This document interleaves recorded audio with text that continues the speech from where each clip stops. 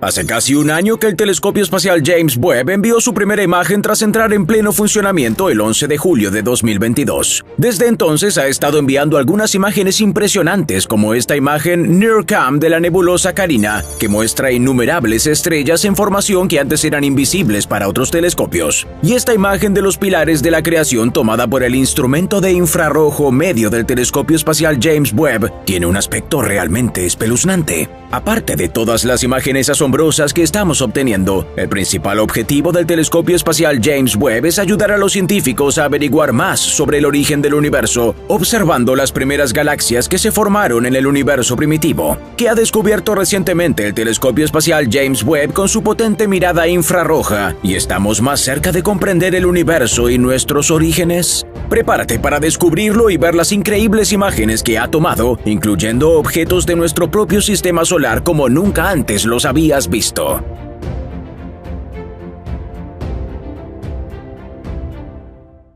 El principal objetivo del telescopio espacial James Webb es mirar atrás en el tiempo e intentar descubrir las primeras galaxias que se formaron tras el Big Bang. La primera imagen del telescopio es la más lejana que la humanidad ha visto tanto en tiempo como en distancia, más cerca del amanecer de los tiempos y del borde del universo observable. La nítida imagen en el infrarrojo cercano puso de manifiesto débiles estructuras en galaxias extremadamente distantes, ofreciéndonos la visión más detallada del universo primitivo que jamás hayamos visto.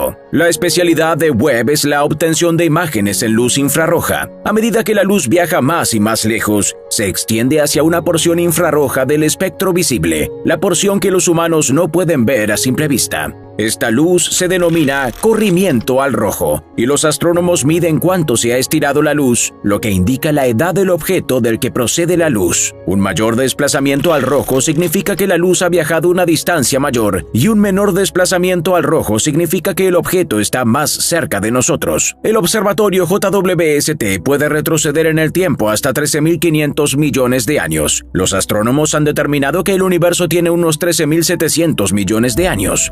Dicho esto, es posible que el telescopio espacial no pueda captar todo desde el momento posterior al Big Bang, pero sí bastante cerca. Poco después de que el telescopio entrara en funcionamiento y empezara a enviar imágenes, los astrónomos descubrieron algo totalmente inesperado: 6 galaxias masivas que existieron en algún momento entre 500 y 700 millones de años después del Big Bang. Lo sorprendente es que los objetos son mucho más masivos de lo que nadie esperaba. Los investigadores esperaban encontrar galaxias pequeñas y jóvenes en ese momento posterior al Big Bang, pero la verdadera sorpresa es que las galaxias encontradas por los astrónomos están tan desarrolladas y maduras como nuestra propia Vía Láctea. Estas galaxias son tan masivas que son incompatibles con el 99% de los modelos que representan las primeras galaxias del universo. La gran pregunta es, ¿cómo crecieron tanto estas galaxias y tan rápidamente después del Big Bang? Nadie está seguro y los investigadores siguen tratando de averiguarlo. De hecho, este hallazgo crea problemas para la ciencia y pone en tela de juicio todo el panorama de la formación temprana de las galaxias. Pero el telescopio espacial James Webb ha encontrado mucho más que galaxias antiguas, algo que resulta inquietantemente ominoso. Las potentes cámaras del observatorio espacial, valorado en $10.000 millones,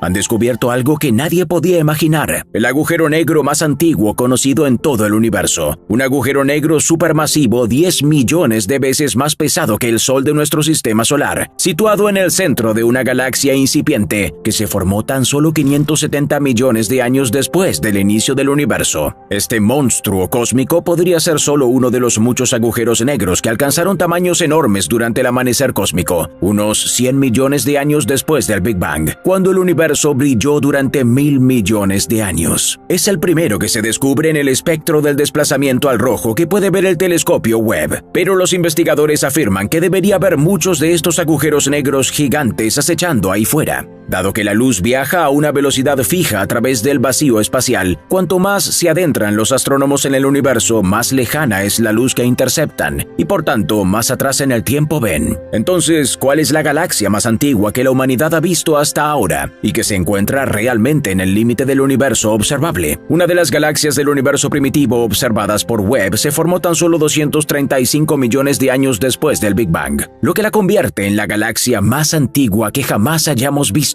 Los investigadores bautizaron esta galaxia con el nombre de CEERS 93316. Puede que al mirar esta imagen te digas: No parece tan increíble, pero ten en cuenta que se encuentra a la asombrosa distancia de 35.000 millones de años luz. Es solo una de las 6 galaxias antiguas que se están estudiando ahora. El telescopio Webb también ha obtenido imágenes de galaxias más cercanas. Esta es una de las primeras imágenes publicadas por la NASA desde el Webb del Quinteto de Stefan. En la imagen pueden verse 5 galaxias. 4 de esas galaxias están tirando y estirando unas de otras en una danza gravitatoria cósmica. Si observamos la misma imagen desde el telescopio Hubble, nos daremos cuenta de que hay muchas menos estrellas y galaxias visibles en comparación con la imagen del JWST. El telescopio espacial James Webb también captó galaxias deformadas en el espacio profundo. El observatorio apuntó a un cúmulo de galaxias situada a unos 6.300 millones de años luz. Este cúmulo contiene tanto peso estelar y planetario que literalmente deforma el espacio, y el área deformada distorsiona y magnifica los objetos masivos en la distancia. Los astrónomos llaman a esto lente gravitacional y el JWST captó un magnífico ejemplo de este efecto.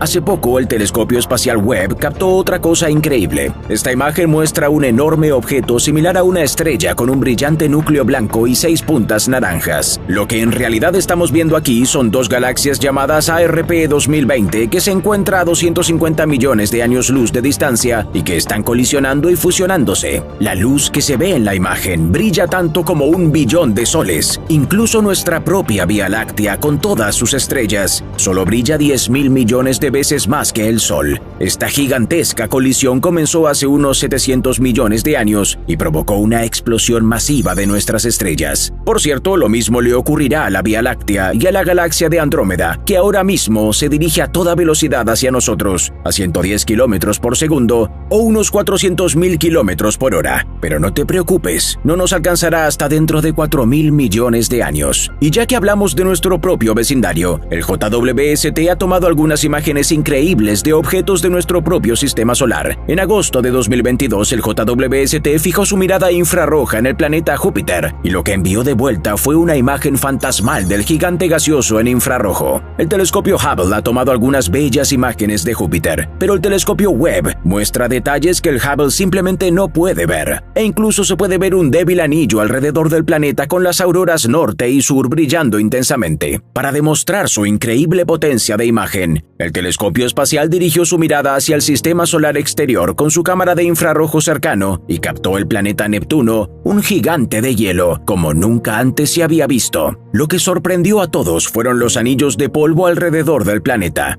Pero eso no es todo. Tras la imagen de Neptuno publicada en 2022, el telescopio espacial James Webb tomó lo que podría ser la imagen más nítida de Urano jamás tomada. En la imagen ampliada se pueden ver 11 de los 13 anillos conocidos alrededor del planeta, y también se puede ver el polo norte del planeta. Para quienes no estén familiarizados con Urano, este gigante de hielo se encuentra a 2.900 millones de kilómetros del Sol, y su particularidad es que gira sobre sí mismo en un ángulo de 90 grados respecto al plano de su órbita. La imagen del Webb demuestra su increíble sensibilidad y su capacidad para captar incluso los anillos más tenues alrededor de los planetas. La imagen original es igual de impresionante y se pueden ver varias estrellas al fondo detrás del planeta. Pero el telescopio espacial James Webb no solo es capaz de ofrecer imágenes increíblemente bellas. Ese enorme espejo y los precisos instrumentos también se desarrollaron para buscar atmósferas en planetas lejanos. Se ha dicho que si descubrimos otro planeta con vida o algún tipo de civilización, la forma más fácil sería observar la atmósfera de un planeta. El primer objetivo para probar los instrumentos fue un planeta del que ya hemos hablado mucho en el canal, el gigante gaseoso hinchado y caliente llamado WASP-96b, que es uno de los 5.000 exoplanetas confirmados situados en la Vía Láctea. Situado a unos 1.150 años luz en la constelación del Fénix, tiene una masa inferior a la mitad de Júpiter y un diámetro 1,2 veces mayor. Orbita muy cerca de su estrella, a solo una novena parte de la distancia entre Mercurio y el Sol, y tiene una temperatura superficial de 537 grados centígrados. Puede que esta imagen no sea tan increíble como las cósmicas, pero es muy interesante porque muestra en qué consiste la atmósfera de WASP-B. La forma en que el observatorio hace esto es midiendo la curva de luz que atraviesa la atmósfera del planeta desde su estrella anfitriona. El espectro de transmisión mostró la firma inequívoca del agua, indicios de neblina y evidencias de nubes que se pensaba que no existían en el planeta caliente basándose en observaciones anteriores. El telescopio Webb no encontró indicios de biología, pero el agua es un ingrediente clave para la vida, así que todo es posible. Más recientemente, del telescopio James Webb ha descubierto un planeta que tiene un 99% del tamaño de la Tierra y que orbita alrededor de una pequeña estrella roja. Etiquetado como LHS 475b, se encuentra a unos 40 años luz de nosotros. Ahora que el JWST está encontrando más planetas, combinado con la capacidad de comprobar la atmósfera de esos planetas, algunos investigadores piensan que estamos más cerca que nunca de encontrar vida o incluso otra civilización en un planeta lejano. Dicho esto, para asegurarte de que no te pierdas ningún nuevo descubrimiento del telescopio espacial James Webb o cualquier otro descubrimiento asombroso sobre el universo, asegúrate de permanecer sintonizado aquí. La velocidad y la potencia de los ordenadores se han duplicado cada 1 o 2 años desde las décadas de 1960 y 1970. Y ahora la inteligencia artificial combinada con esa potencia de cálculo podría estar a punto de resolver alguno de los mayores obstáculos de la tecnología. Pero los científicos afirman ahora que la humanidad se encuentra en una encrucijada crítica y que el camino que elijamos en el próximo siglo marcará el curso de nuestra civilización durante generaciones. ¿Alcanzará algún día la humanidad el máximo nivel de avance tecnológico que nos permita convertirnos en una especie interplanetaria con capacidad para colonizar galaxias enteras? ¿O nos condenará nuestra propia tecnología? Permanezca atento para descubrirlo.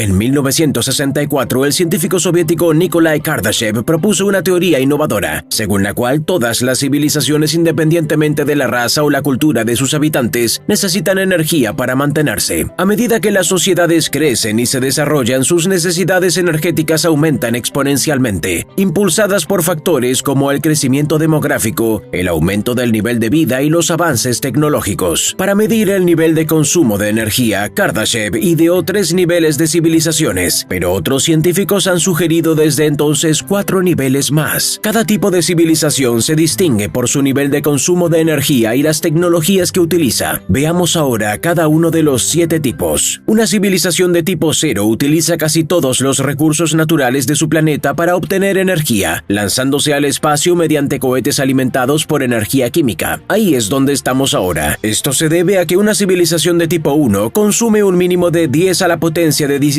vatios de energía y actualmente consumimos unos 10 a la potencia de 13 vatios de energía. Esto nos sitúa en torno al 0,73 en la escala. Según el físico teórico y futurista estadounidense Michio Kaku, se estima que la humanidad será capaz de consumir energía a una escala comparable a la de una civilización de tipo 1 en los próximos 100 a 300 años. Pero para cruzar esta línea, primero tenemos que superar el gran filtro, un fenómeno que aniquila a las civilizaciones mucho antes de que puedan encontrarse entre sí. La teoría que subyace a la idea de que cada civilización extraterrestre se enfrenta en última instancia a alguna barrera para su propia supervivencia procede del economista Robin Hanson. Este gran filtro puede ser cualquier cosa, desde una guerra nuclear, pandemias, inteligencia artificial, asteroides asesinos de planetas o incluso el cambio climático. Si logramos superar el gran filtro que sea para nosotros, solo entonces podremos avanzar al siguiente tipo de civilización. La civilización de tipo 1 también se conoce como civilización planetaria. Cuando finalmente alcancemos esta etapa de la evolución, seremos capaces de establecer el control sobre todos los recursos energéticos disponibles en la Tierra. Esto significa que los humanos tendremos que utilizar plenamente toda la radiación solar que llega a nuestro planeta. La Tierra absorbe alrededor del 71% de la energía que irradia el Sol.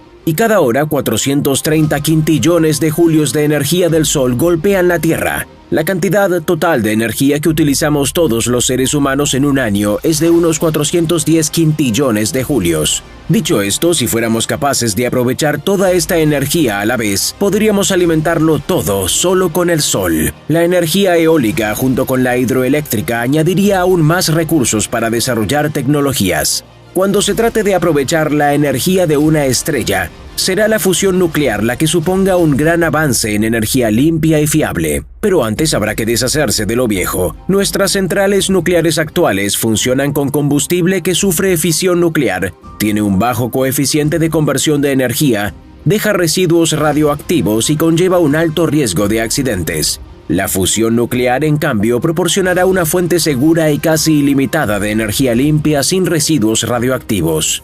La creación de motores alimentados por fusión nuclear permitirá enviar naves tripuladas a cualquier planeta del sistema solar. la vida en la Tierra podría ser más cómoda, el cambio climático podría evitarse y es posible que en el futuro podamos construir ciudades enteras bajo el agua. Los avances en medicina acabarán por derrotar al cáncer y a otras enfermedades incurables, elevando así significativamente la longevidad de la vida humana. Sin embargo, el futuro es aún más prometedor para el siguiente nivel evolutivo. Una civilización de tipo 2, también conocida como civilización estelar, aprovecha y consume la asombrosa cantidad de 10 a la potencia de 26 vatios de energía. Los científicos creen que la humanidad tiene posibilidades de superar este límite en unos 3.200 años. Una vez alcanzado, podremos aprovechar las ilimitadas reservas de energía del Sol. Existen múltiples formas de hacerlo, la más notable de las cuales es la hipotética esfera de Dyson, una colosal megaestructura con una superficie millones de veces mayor que la de la Tierra, capaz de captar y transmitir toda la energía de la estrella. Otra posibilidad es rodear una estrella con un conjunto de satélites y hábitats espaciales. Este método de captación de energía se conoce a veces como enjambre Dyson. El enjambre estaría formado por un gran número de colectores o paneles solares individuales que podrían colocarse a diferentes distancias y orientaciones alrededor de la estrella para maximizar la captación de energía. La energía captada por el enjambre podría transmitirse de forma inalámbrica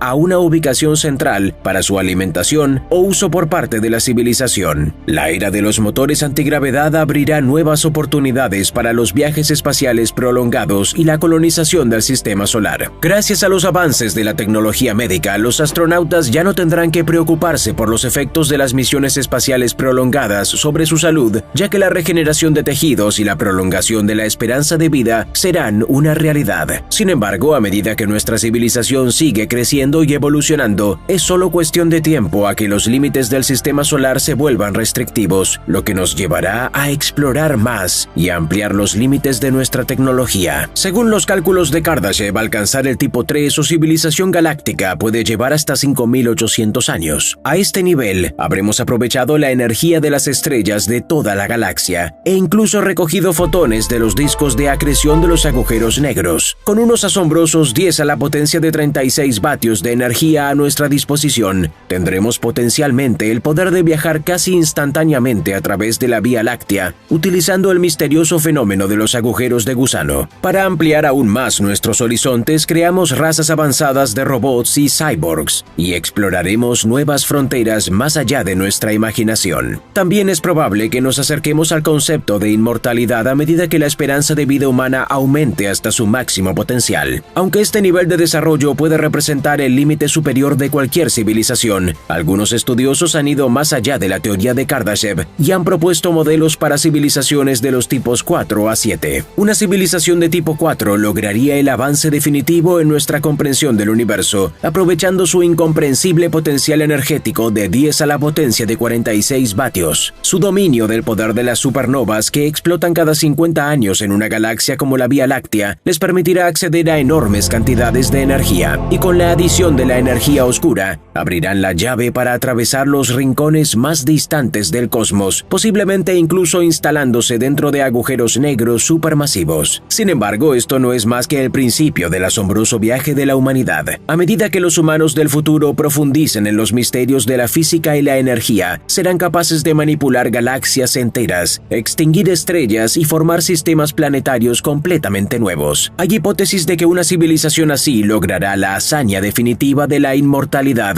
transfiriendo su conciencia a reinos digitales. Con tan inmenso poder a su disposición, estos seres reescribirán las leyes de la naturaleza tal y como las conocemos, pero a medida que superen los límites del conocimiento científico, también descubrirán que el universo es mucho más vasto y complejo de lo que jamás imaginaron. Tal vez incluso descubran que hay un multiverso de universos ahí fuera. Si los multiversos resultan ser su nueva realidad, la civilización de tipo 5 conquistará estos mundos aprovechando una fuente de energía casi inagotable a lo largo de su viaje, y los hipotéticos agujeros blancos, considerados la cara opuesta de los agujeros negros, podrían ser la clave para lograrlo. Mientras tanto, la ciencia profundizará activamente en el estudio de dimensiones superiores, desvelando secretos y posibilidades que antes se creían ficción. Según las teorías científicas, una civilización de tipo 6 sería multidimensional. Si los humanos entraran en la cuarta dimensión, que es una dimensión espacial hipotética más allá de las tres dimensiones de longitud, anchura y altura, nuestros cuerpos físicos no podrían existir ni funcionar en este reino. Los científicos creen que las leyes físicas y las propiedades de los objetos se comportarían de forma diferente en la cuarta dimensión, haciéndola incompatible con nuestros cuerpos tridimensionales. Pero para nuestros descendientes que han llegado a la civilización de tipo 6, esto puede no ser un problema. En teoría podrían aprender a conservar su conciencia como energía pura que puede transferirse de una dimensión a otra. El único obstáculo podrían ser los recursos energéticos necesarios para realizar dicha transición. Pero tal vez una civilización de tipo 6 sea capaz de extraer energía de agujeros blancos a través de multiversos, aunque es puramente hipotético.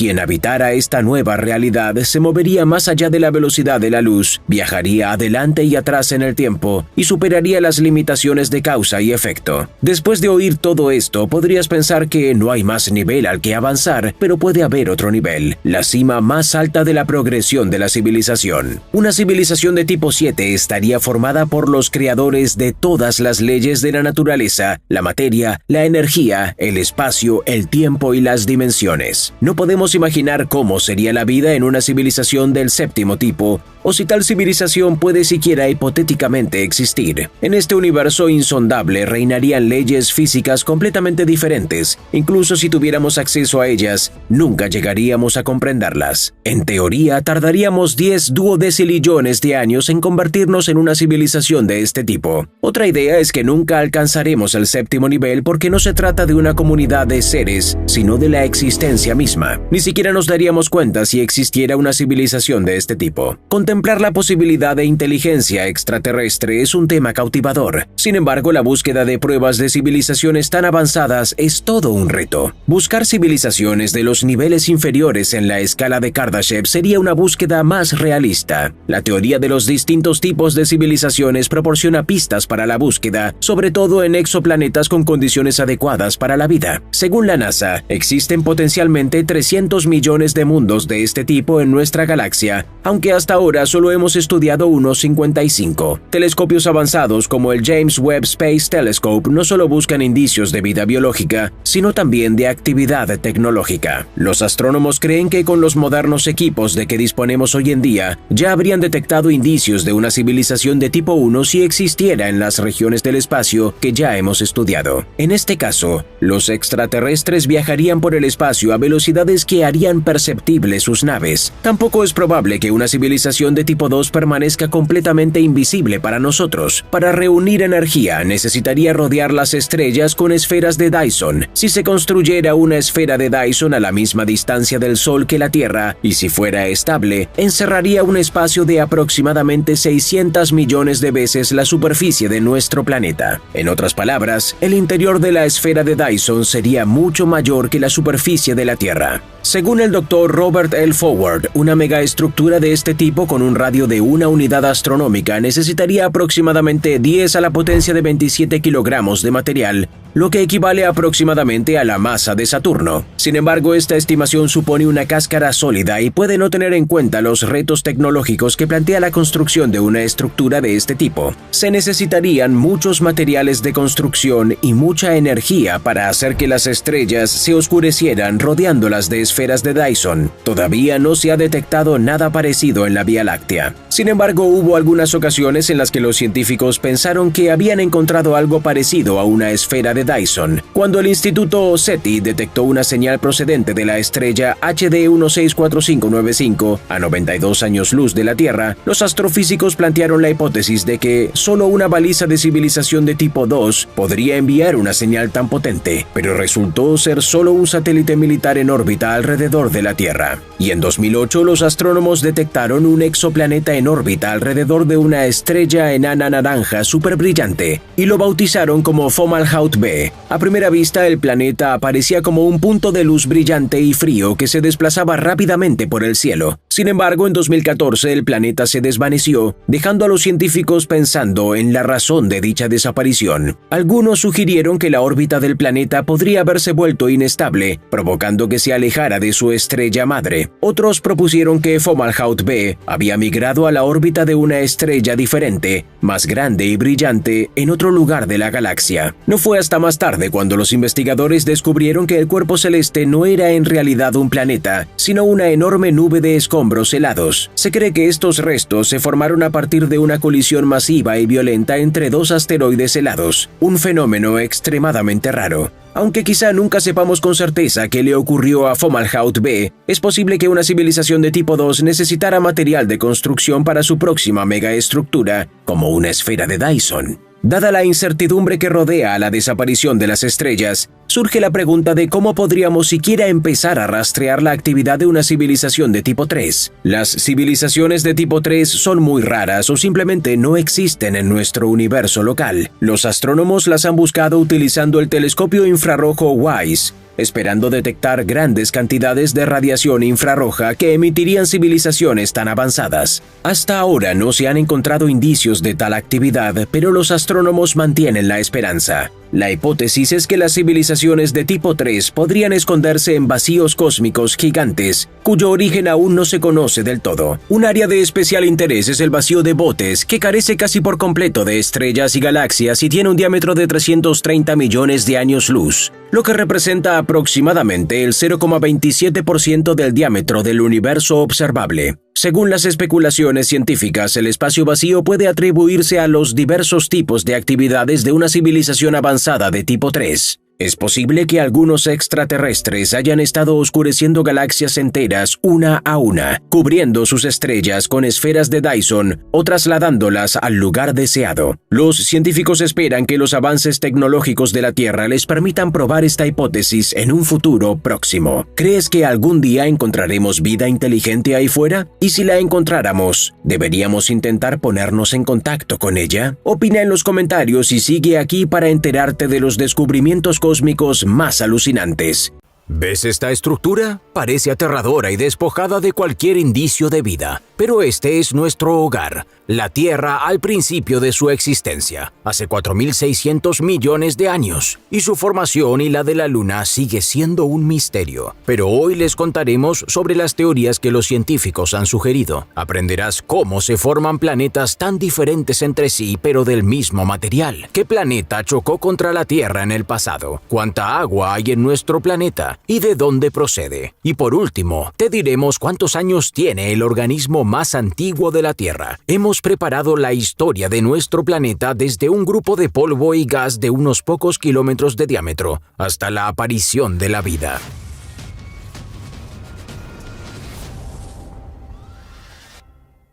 Cuando se creó el Sol, los gases y otros materiales a su alrededor comenzaron a colisionar entre sí y a formar pequeños cuerpos llamados planetesimales, y como las fuerzas gravitacionales crecían, se juntó más material, y estas semillas de planetas se hicieron más grandes hasta que se convirtieron en verdaderos planetas. Los gigantes gaseosos del sistema solar, Júpiter y Saturno, Urano y Neptuno, nacieron mucho antes que los 4 planetas terrestres conocidos, Mercurio, Venus, la Tierra y Marte. Pero ¿cómo nació exactamente nuestro planeta? La historia de la Tierra comenzó hace unos 4.600 millones de años en una nube en forma de disco de polvo y gas que giraba alrededor del Sol primitivo. Y sabemos que fue hace tanto tiempo por el registro fósil, uno de los métodos más sencillos para determinar la edad de nuestro planeta. Los científicos fueron capaces de encontrar cristales de zircón que tienen aproximadamente 4.300 millones de años. Estos cristales son los materiales más antiguos encontrados en nuestro planeta. Pero ¿cómo se formó exactamente nuestro planeta? Sigue siendo un misterio científico. Hay 2 teorías principales sobre la formación planetaria. El modelo de acreción del núcleo es el primero y el más aceptado. Hace unos 4.600 millones de años existía una nebulosa solar formada por partículas de gas y polvo giratorias, de la que nació nuestro Sol. Luego, a medida que el material restante de diferentes tamaños orbitaba alrededor de nuestra estrella a velocidades ligeramente diferentes, comenzó a colisionar y aglomerarse. Bajo el efecto efecto de la gravedad, las partículas más pequeñas se convirtieron en partículas más grandes que variaban de kilómetros a cientos de kilómetros de diámetro. El viento solar barría elementos más ligeros como el hidrógeno y el helio, de modo que solo los materiales rocosos permanecieron cerca y se convirtieron en mundos terrestres. El proceso continúa hasta que estos objetos espaciales alcanzan miles de kilómetros de diámetro, pero lejos de la estrella, la constante corriente de partículas cargadas del Sol no tiene un impacto muy fuerte en los elementos más ligeros. Estos elementos se combinaban y se transformaban en gigantes gaseosos. Lo que es emocionante es que la NASA cree que si esta es la forma en que funciona la formación planetaria, los mundos pequeños y rocosos como la Tierra son mucho más comunes en el universo que los gigantes gaseosos. El asunto con esta teoría es que funciona bien para explicar la formación de planetas terrestres, pero tiene problemas para explicar la creación de los mundos gigantes. Los científicos creen que el disco de gas alrededor de nuestro Sol solo duró de unos 4 a 5 millones de años, y las simulaciones basadas en el modelo de acreción del núcleo muestran que tales planetas se forman durante más tiempo que eso. La segunda teoría, o el modelo de inestabilidad del disco, resuelve esta cuestión. Esta nueva idea sugiere que los trozos de polvo y gas se aglutinan al principio de la existencia del sistema solar, y con el tiempo, estos trozos se convierten lentamente en un planeta gigante. Pero la diferencia es que de esta manera los planetas pueden formarse mucho más rápido que los explicados por el modelo de acreción del núcleo. Según esta teoría, podría ocurrir en tan solo 1000 años. Una formación planetaria tan rápida hace posible que estos mundos atrapen los gases más ligeros que desaparecen rápidamente. Un estudio reciente sugiere que la prototierra se formó en un periodo de unos 5 millones de años. Y a escala cósmica eso es nada. Si convertimos los 4.600 millones de años de existencia del sistema solar en un periodo de 24 horas, estos 5 millones de años equivaldrían a solo aproximadamente 1.5 minutos. El agua podría ser solo un subproducto de la formación de un planeta similar a nuestro hogar. Esto significaría que es mucho más probable que descubramos los ingredientes para la vida fuera de nuestro sistema solar. ¿Y qué pasa con nuestro satélite?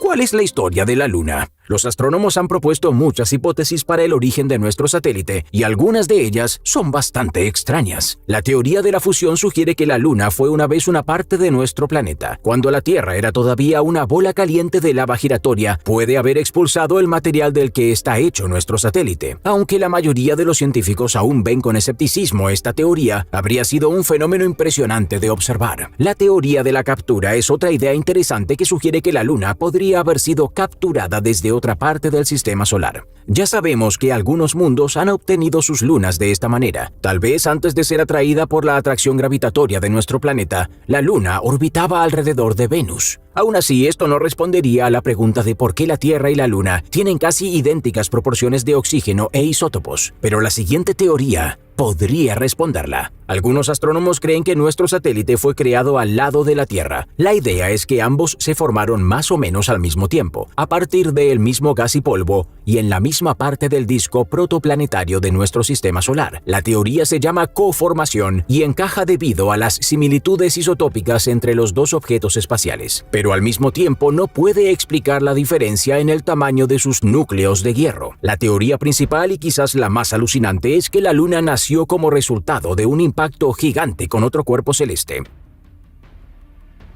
Existe la posibilidad de que la Tierra no fuera el único planeta que se estaba formando a 150 millones de kilómetros del Sol. La creación de la Tierra puede haber sido acompañada por otro planeta llamado Theia. Este extraño mundo debió ser más pequeño que nuestro planeta, apenas del tamaño y la masa de Marte. Al principio pudo tener una órbita estable, pero cuando la Tierra aumentó su masa al reunir más material, la órbita de Theia se desestabilizó y así osciló de un lado a otro hacia nuestro planeta, hasta que finalmente los dos protoplanetas colisionaron. La velocidad de colisión fue baja, por lo que la Tierra no fue destruida. Sin embargo, el impacto debe haber creado un disco de escombros de roca fundida y gas caliente que se convirtió en los bloques de construcción de la Luna. Tanto Theia como la Tierra podrían estar compuestas por una combinación de materiales, y la salpicadura de menor densidad se transformaría finalmente en la Luna. Si este es el caso, explica por qué nuestro planeta tiene una mayor densidad y un núcleo más grueso que nuestro satélite, y por qué que la Tierra y la Luna giran como lo hacen entre sí. Pero volvamos a la Tierra. A lo largo de los próximos 500 millones de años, la Tierra se vería como una superficie fundida, volcanismos e impactos de asteroides. Y varias cosas la hicieron extremadamente caliente: la compresión gravitacional, la desintegración radiactiva y los impactos de asteroides. Una gran cantidad de este calor inicial sigue ahí, en las profundidades de nuestro planeta. Pero al enfriarse, los minerales se comenzaron a cristalizar y debido a las diferentes densidades de los materiales, se formaron la corteza, el manto y el núcleo. Entonces, ¿cómo apareció el agua en una roca caliente que flotaba en el espacio?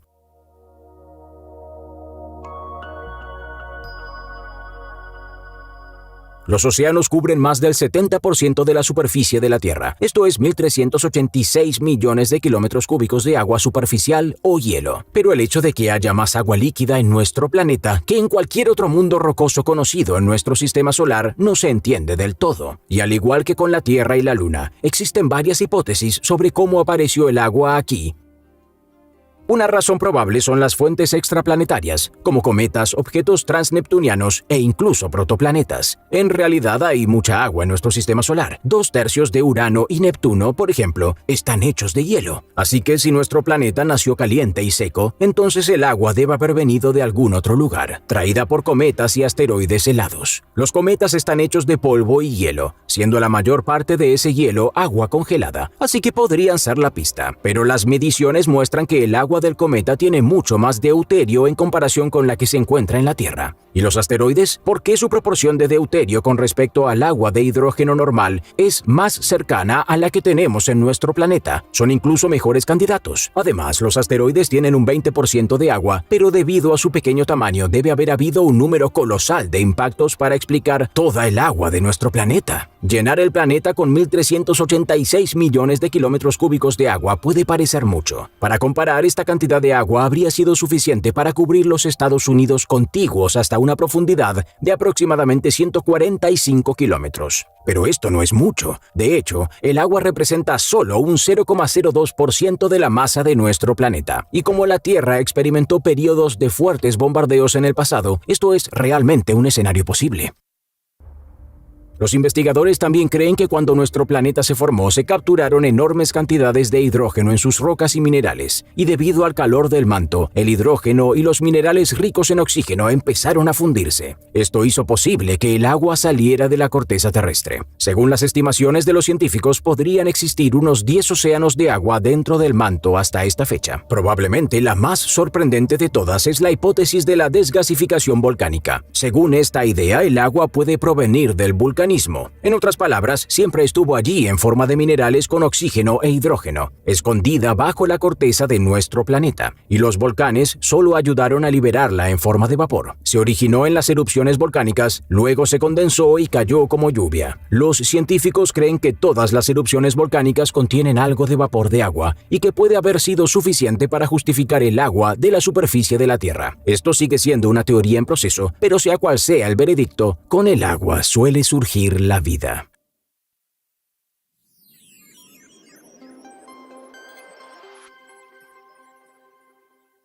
La vida muy probablemente comenzó durante el Adeico tardío o a principios del Eón arcaico, que duró entre 4 a 2.5 mil millones de años. Hay evidencia de vida en rocas de al menos 3.800 millones de años de la isla de Aquilia, en Groenlandia, y la forma de vida más antigua descubierta son diminutos tubos de hematita con una antigüedad estimada de 4.280 millones de años. Las hipótesis incluyen un origen químico de la vida en la atmósfera primitiva, respiraderos hidrotermales, mares profundos, océanos e incluso cometas que llegaron aquí desde algún lugar del espacio. Es muy posible que la vida comenzara a partir del entorno químico de la atmósfera primitiva y los océanos, pero no era nada parecido a lo que tenemos hoy en día. La atmósfera no tenía oxígeno, pero era abundante en metano, dióxido de carbono, azufre y compuestos de nitrógeno. Y se sabe que algunos objetos espaciales de nuestro sistema solar tienen una atmósfera como esta. En un experimento simularon la atmósfera primitiva de nuestro planeta planeta y los rayos dentro de un recipiente sellado. Encontraron que después de encender las chispas, los aminoácidos o los bloques de construcción fundamentales de las proteínas se formaron. La vida que pudo haber comenzado en las profundidades del océano también puede haber sido capaz de sobrevivir sin fotosíntesis debido a otro proceso biológico llamado quimiosíntesis. En lugar de utilizar la energía del sol, la vida primitiva obtuvo energía del calor que provenía del interior de la Tierra. Aún así, siempre existe la posibilidad de que la vida se originara inicialmente en el espacio y fuera traída aquí por cometas u otros cuerpos celestes.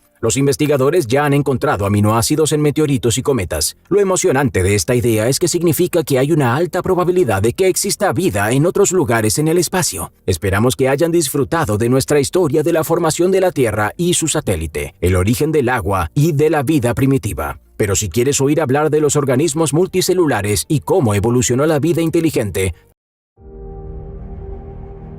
al igual que un parque infantil tiene reglas, el universo sigue las leyes de la física. Los humanos somos curiosos por naturaleza y a menudo nos aburrimos con los juegos conocidos. Pero para poder descubrir nuevos horizontes debemos comprender el tejido mismo de la existencia, el espacio-tiempo y las leyes que definen cómo se comporta todo en este misterioso universo. Sabemos que los objetos pueden desplazarse por el espacio, pero al hacerlo también viajan a través de la dimensión siempre presente del tiempo. Todo funciona de forma bastante intuitiva cuando las cosas viajan despacio. Solo cuando un objeto se aproxima a la velocidad de la luz comienzan a producirse fenómenos extraños. ¿Serías capaz de ver tu reflejo en un espejo mientras viajas a la velocidad de la luz? ¿Cómo podría el universo reescribir los acontecimientos si retrocedieras en el tiempo e intentaras cambiarlos? ¿Y cuál es la solución a la paradoja del abuelo?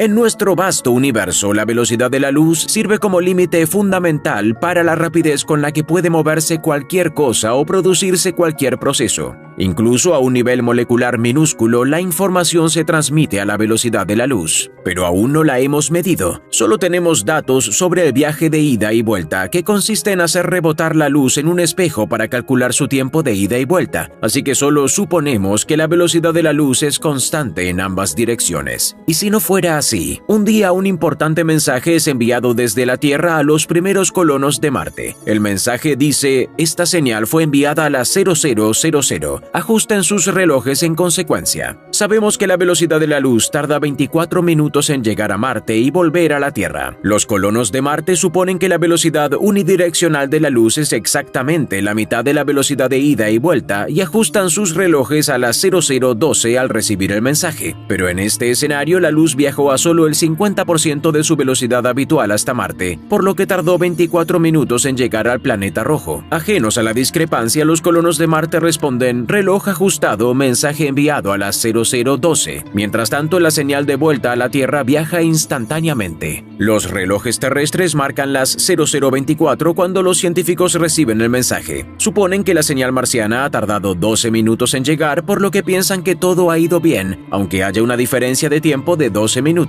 Este ejemplo demuestra que comprender la velocidad de la luz es crucial para desentrañar la enigmática naturaleza del tiempo. Pero, ¿qué es exactamente el tiempo y cómo lo definimos? Cuando pensamos en el tiempo, nos imaginamos el cambio de las estaciones o lo vemos como una herramienta práctica que nos ayuda a ponernos de acuerdo sobre cuándo vamos a quedar con alguien. Aunque ese tic-tac del reloj no es más que otra representación del movimiento. El movimiento de nuestro planeta alrededor del Sol, para ser precisos. El problema es que moverse por el espacio y el tiempo no parece regirse por las mismas reglas. Hay un límite para la velocidad a la que se puede ir en las tres dimensiones del espacio: 299.762 kilómetros por segundo. Pero, ¿existe ese límite para la rapidez o lentitud con que puede avanzar el tiempo? La Tierra orbita alrededor del Sol con relativa lentitud, pero incluso aquí, en nuestro planeta, no existe un reloj universal que todos podamos utilizar como referencia común. El tiempo parece fluir de forma diferente para cada uno de nosotros, algo que predijo la teoría de la relatividad general de Einstein. Para darse cuenta de lo extraña que es esta conexión entre velocidad y tiempo, hay que observar cosas que se mueven extremadamente rápido. Solo entonces empiezan a revelarse paradojas notables. Cuanto más rápido se desplaza un objeto por el espacio, más se ralentiza su progresión a través del tejido del tiempo, un fenómeno conocido como dilatación relativista del tiempo. Entonces, ¿qué ocurre si se viaja a la máxima velocidad?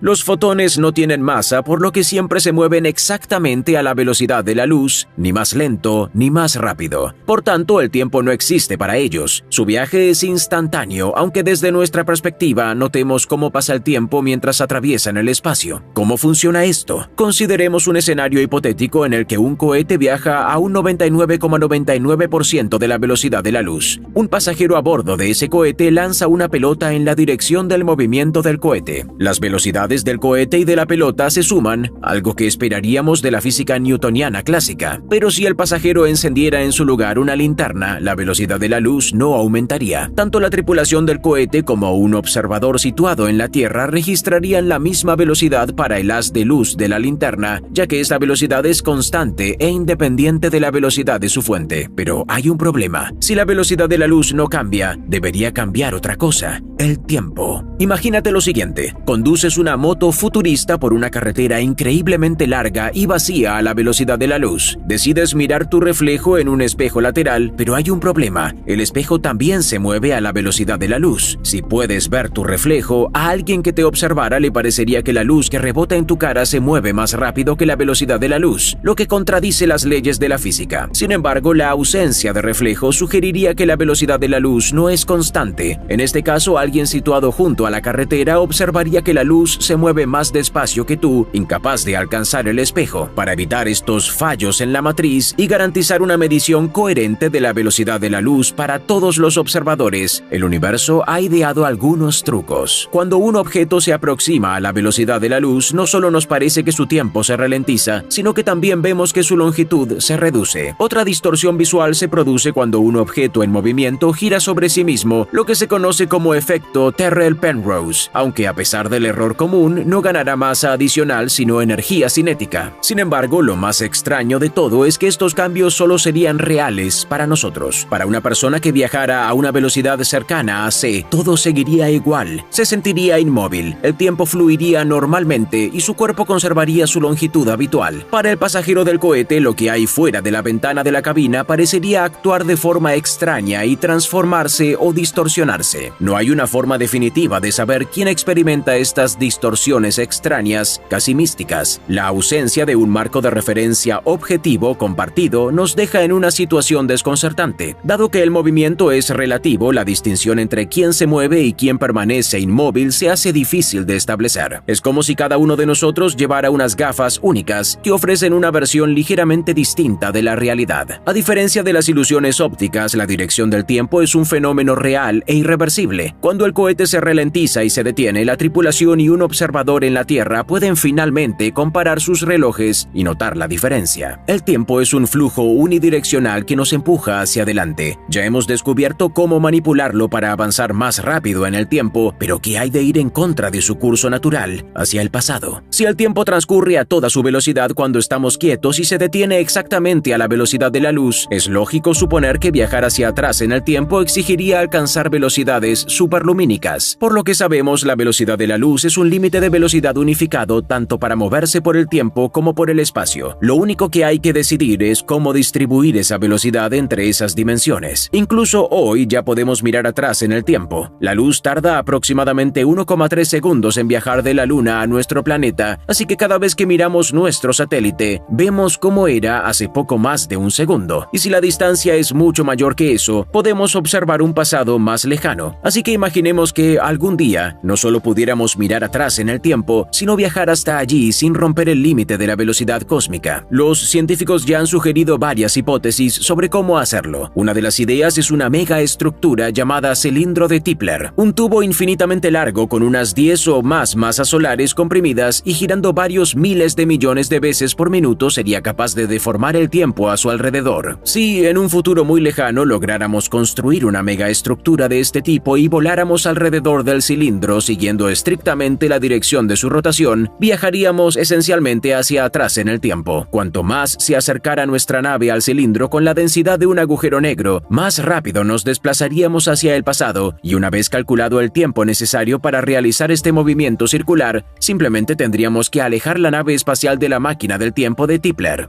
Existe la posibilidad de que, contrariamente a lo que pensamos, el tiempo no tenga una dirección lineal. Si el espacio y el tiempo son uno, puede que no haya diferencia entre entonces y allí, o ahora y aquí. Según la idea conocida como teoría del universo de bloques o eternalismo, el tiempo es parecido a un bloque y cada momento, pasado, presente y futuro, existe en igualdad de condiciones, igual que existe espacio fuera del universo visible, aunque no podamos llegar a él. De ser cierto, las leyes de la física de un universo así permitirían viajar al pasado, aunque no podríamos influir en la cadena de acontecimientos tanto como quisiéramos. Si el futuro ya existe, todos los acontecimientos están predeterminados y son inevitables, y las personas que viven en este universo no tienen libre albedrío. Un mundo así estaría lleno de bucles de causalidad. El bucle de causalidad crea un ciclo cerrado que se autoperpetúa, en el que los acontecimientos del futuro influyen en los del pasado y viceversa. Un día, de visita en una librería vieja, descubres un cautivador bloc de notas escondido entre las estanterías. Se dispara tu inspiración y empiezas a escribir. Con el tiempo te conviertes en un autor de renombre y decides crear un libro. Mientras caminas hacia casa, el mismo día que terminas de escribirlo, pasas por delante de una librería vieja y el borrador se escurre de tu bolsa de mensajero sin que te des cuenta. El dueño de la tienda lo encuentra y decide ponerlo en las estanterías. Es el mismo cuaderno con el que tropezaste hace tantos años. En este escenario, el propio bucle dicta la secuencia de los acontecimientos sin dejar espacio para opciones alternativas o desviaciones del curso de los acontecimientos. Algunas paradojas en bucles temporales autocontenidos son aún más extrañas. Un día recibes una enigmática carta en la puerta de tu casa con instrucciones detalladas sobre cómo construir una máquina del tiempo. Pasan los años y finalmente construyes una máquina del tiempo totalmente funcional. Mientras te encuentras ante la creación de un milagro tecnológico, piensas en la misteriosa llegada de la carta. Impulsado por la curiosidad y el deseo de resolver el enigma, te embarcas en un viaje al pasado. Al llegar al pasado, buscas a tu yo más joven y le entregas la misma carta que una vez recibiste. Al hacerlo, descubres que tú mismo eras el remitente, pero el origen de la carta sigue sin estar claro. Queda atrapada para siempre en un bucle de autorreferencias sin un principio ni un final claros. Solo el descubrimiento de la carta permite construir la máquina del tiempo y, sin embargo, es la existencia de la máquina del tiempo lo que lleva a la revelación de la carta. Naturalmente, un objeto sin creador en la paradoja del arranque conduce a otro problema, la paradoja de la restauración. Un objeto atrapado en el ciclo perpetuo de un bucle temporal envejecerá y se deteriorará inevitablemente, llegando a un estado en el que ya no podrá utilizarse para mantener la existencia del bucle. El viaje en el tiempo podría parecer que ofrece una forma de restaurarlo, pero sin conocer a su creador ni saber cuándo fue creado, tampoco conocemos su estado inicial. En la famosa paradoja del abuelo, no podrías viajar al pasado y evitar que tus abuelos se conocieran, ya que esto contradiría tu propia existencia y, por tanto, la capacidad de utilizar una máquina del tiempo. ¿No es posible que un hipotético viajero en el tiempo cambie al menos algo en el pasado?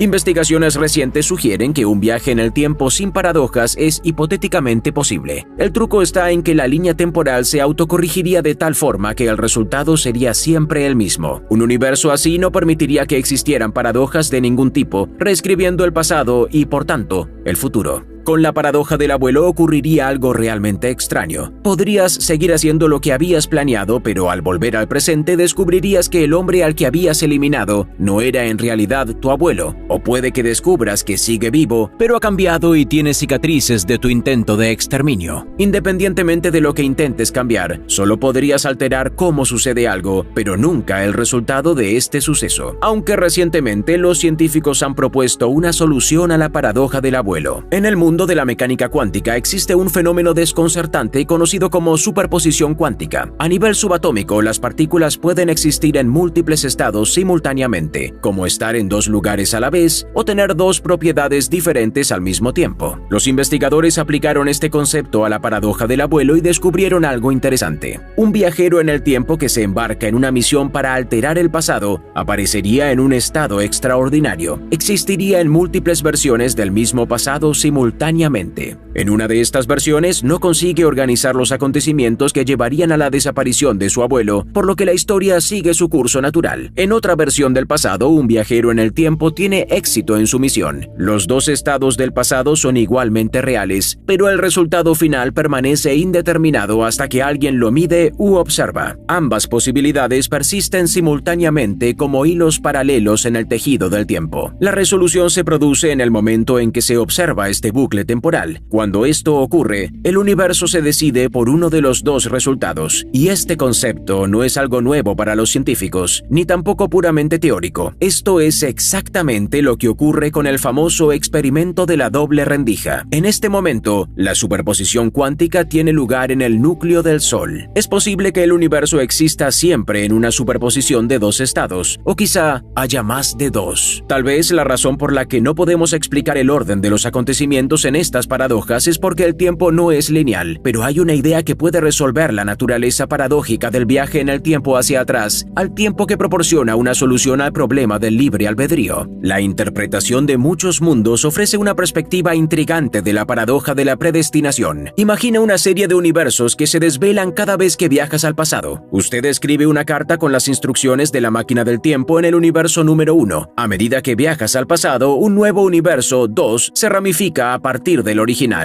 Al llegar al pasado del universo número 2, te encuentras con una de las infinitas versiones de tu yo del pasado y le entregas la carta. El tú de este universo crece hasta convertirse en físico, construye una máquina del tiempo y crea un universo número 3 en el que otra versión tuya recibirá la misma carta. Es entonces cuando se inicia el ciclo que se perpetúa sin fin, formando una intrincada red de universos, cada uno con su propia versión de los acontecimientos. Y sí, incluso ahora mismo, con cada acontecimiento del universo que permite múltiples resultados, surge un universo paralelo distinto para cada uno de estos resultados potenciales. En matemática hay un experimento mental sobre la probabilidad. Se conoce como el teorema del mono infinito, y sugiere que si un mono tiene un número infinito de intentos y tiempo suficiente, acabaría escribiendo una copia exacta de las obras de William Shakespeare o de cualquier otra obra literaria. Si algo tan improbable como esto ocurriera alguna vez en nuestro universo, sería una prueba directa de la teoría de los muchos mundos. La próxima vez que te encuentres con un acontecimiento extraordinariamente improbable, piensa en lo siguiente: ¿qué probabilidades hay de que el universo lance una moneda al aire y ésta desafíe todas las probabilidades al no salir ni cara ni cruz, sino perfectamente equilibrada de su lado? ¿Crees que alguna vez seremos capaces de hacer que el tiempo fluya hacia atrás? Danos tu opinión en los comentarios y no te pierdas más contenidos como este aquí. Gracias por vernos.